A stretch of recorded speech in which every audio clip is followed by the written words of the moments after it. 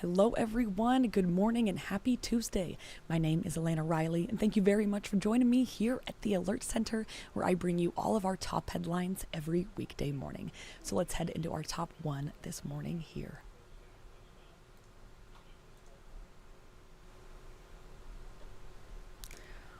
All right. Well, Dick Cheney, a former U.S. vice president and Nebraska native, has died at 84 years old. Cheney was the 46th vice president and served under President George W. Bush from 2001 to 2009. The Associated Press calls him one of the most powerful and polarizing vice presidents in U.S. history. Well, he was known as a leading advocate for the invasion of Iraq, that's according to AP. And while he was a former representative in Wyoming, he was actually born in Lincoln. Well, he is survived by his wife, Lynn, his daughters, Mary and Liz, and then 7 grandchildren.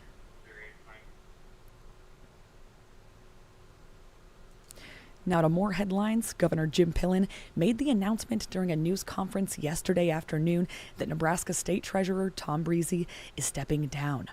Fremont Mayor Joey Spellerberg is his replacement, and Spellerberg said his resignation in his current position will be in effect at midnight tomorrow, and he will be sworn in as state treasurer on Thursday.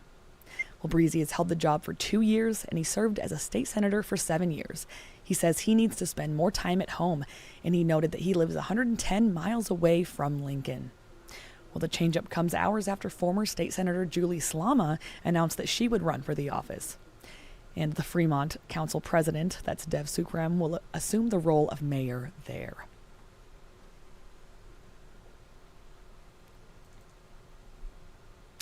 Governor Jim Pillen said yesterday that ICE detainees are expected to arrive at the former work ethic camp in McCook, Nebraska, as early as today.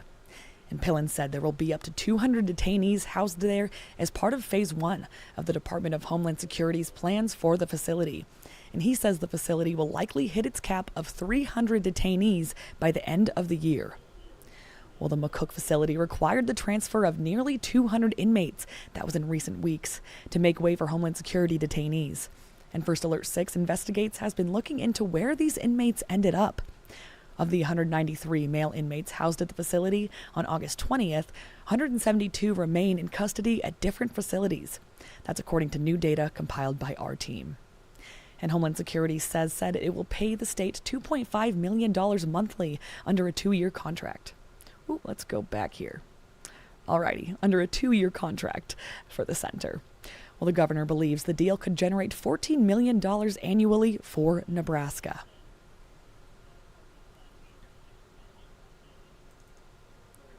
And today, voters in Valley will take part in a special mail-in recall election for 2 city officials. Voters will decide if Mayor Cindy Grove and City Council President John Batcher will stay in their current roles. Grove is accused of violating open meeting laws and creating a hostile work environment, and Batcher is accused of putting special interests ahead of his job as a public servant. Well, if you're participating, you must return your ballots to one of the 3 locations by 5 p.m. Today. And that's 12220 West Center Road in Omaha, 15505 West Maple Road in Omaha, or 2100 Reading Plaza in Elkhorn. So you have 3 options to drop off those ballots. And there were 689 verified signatures needed to prompt a recall election for Grove and 367 for Batcher. Valley has 2,742 registered voters, with a recall decided by a simple majority.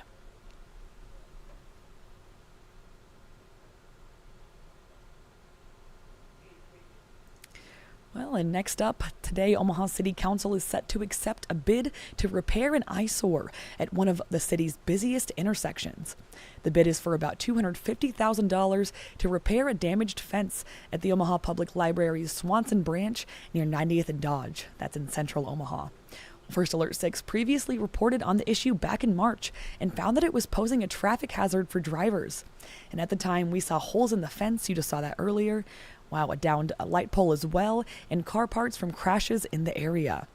Well, other items on the agenda include updating the city's ordinance concerning private pools and a proposed parking garage downtown, as well as a public hearing on an ordinance involving backyard chickens and other fowl here in Omaha.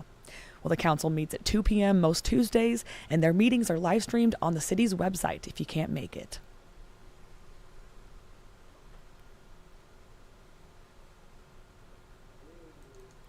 Well, my last headline this morning is that the Douglas County Board of Commissioners is expected to consider helping distribute funding to help local food pantries today. And the board tells First Alert 6 that about $200,000 would be divided evenly to 8 nonprofits across the county. And officials add that the money would complement the City of Omaha's food drive, which runs through tomorrow at 12 different locations. And the citywide drive began after the Nebraska Department of Health and Human Services shared that it would pause SNAP benefits. The Pottawatomie County Board of Supervisors is also set to discuss and possibly decide on starting its own food drive.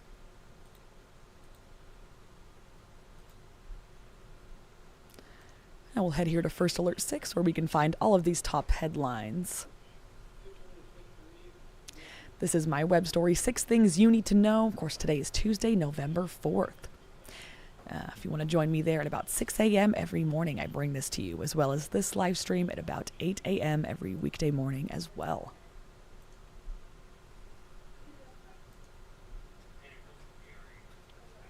Well, thank you very much for joining me, and have a great start to your Tuesday.